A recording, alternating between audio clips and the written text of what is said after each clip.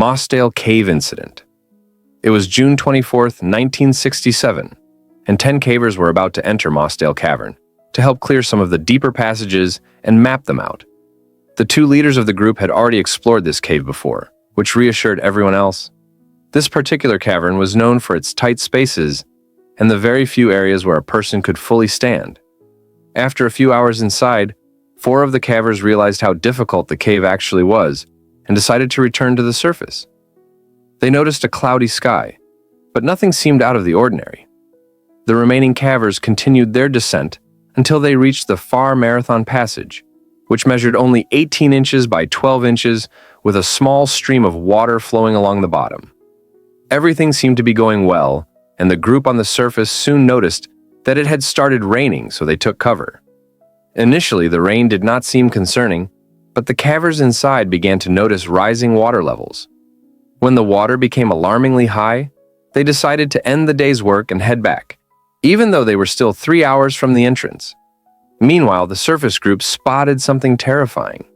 A lake of water had formed around the Cave C entrance. The cavers inside had no idea how much water was about to flood the cave. The surface group ran to get help, while the cavers frantically tried to reach higher chambers.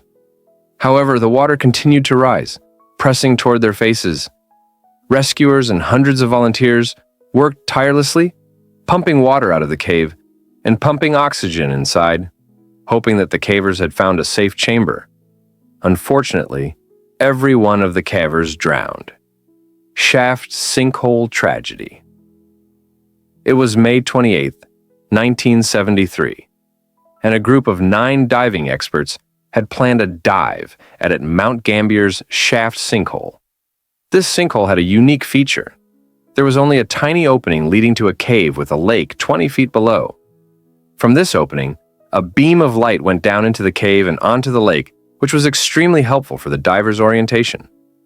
This beam was visible throughout most of the cave, unless divers ventured too deep into one of the 2 side branches. Everyone initially agreed that they would stay within a 200-ton maximum depth range, so they could remain in the main chamber and still see the guiding light. This was their only plan. On the second day, however, 4 divers pled to go to the western section of the cave, aiming for a depth of 250 feet, which would have been a new record. This was deeper than initially intended and posed a significant risk because, in 1973, divers were still using regular air cylinders rather than mixed gas tanks.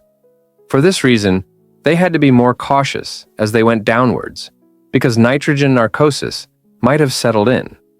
As they went down, the increasing pressure would have pushed the nitrogen into the bloodstream, producing a state of consciousness that is similar to when people are drunk. Keep in mind that these divers were not very experienced in sea diving. They were more accustomed to standard open water scuba diving. This added even more risk to their plan.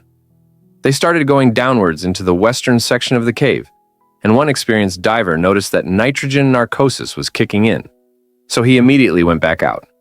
Several of them followed him and went back to the surface as well, but 4 of them kept going, determined to set the record and get a quick look before resurfacing.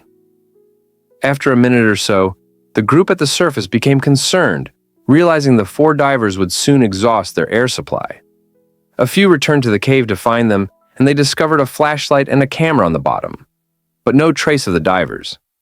There was a problem that we haven't yet mentioned: silt. The movements of the 4 divers stirred up the long settled silt into a sand cloud that would take a lot of time to settle back.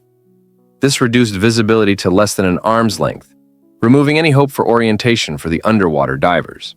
Without being able to see anything, oxygen running dangerously low, and nitrogen narcosis kicking in, the 4 divers drowned. Jacob's Well tragedy. It's November 23rd, 1983, and 2 students from Texas State University, named Richard and Clark, are about to enter Jacob's Well, an underwater hole that leads to an underwater cave. This hole seems relatively shallow, around 25 feet, and many people try to touch the bottom and then come up. However, this is just a deceiving appearance, because it actually leads to another underwater cave with 3 chambers. The first 2 are relatively open and easy to get through, but the third one has a really small squeeze to get into it. If you manage to squeeze through, you'll enter a room that is 10 feet tall, and you'll see a really small hole at the farthest edge, too small to pass through. This small tunnel was just 2 feet in diameter, and 2 years prior, 2 people died in it because, after they managed to get through, a rock slide filled with gravel blocked them inside. Now, getting back to our 2 students, they were fairly experienced in normal diving, but not in cave diving, and they were trying to get their instructor certification in open water diving. Their instructor, Don, was an incredibly skilled and experienced diver, and he was the one who removed the 2 bodies we just talked about.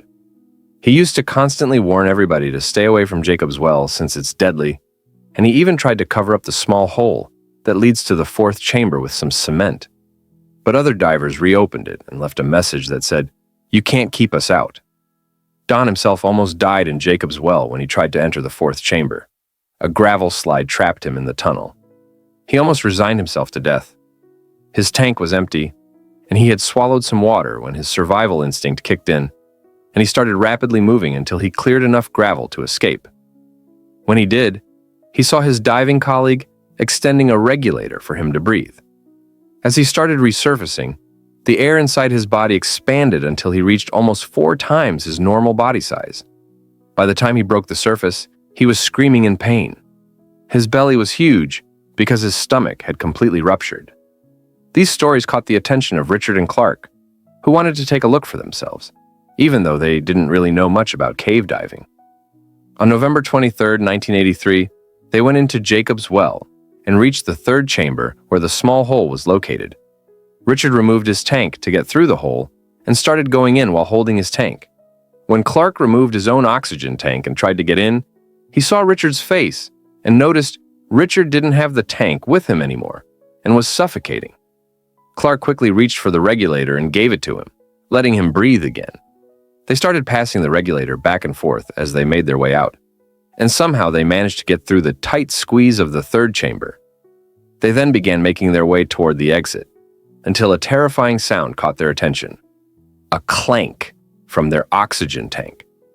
Not only did this mean they'd hit a wall with the tank, so they were going the wrong direction, but it also meant the tank was almost empty. They realized they'd run into the false chimney in the 1st chamber, a tunnel that looks like it leads to the surface, but is actually a dead end.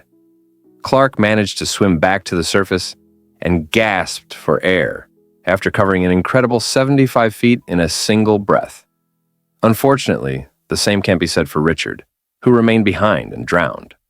When Clark called the police for assistance, Don, the instructor himself, showed up and was stunned to see his students there.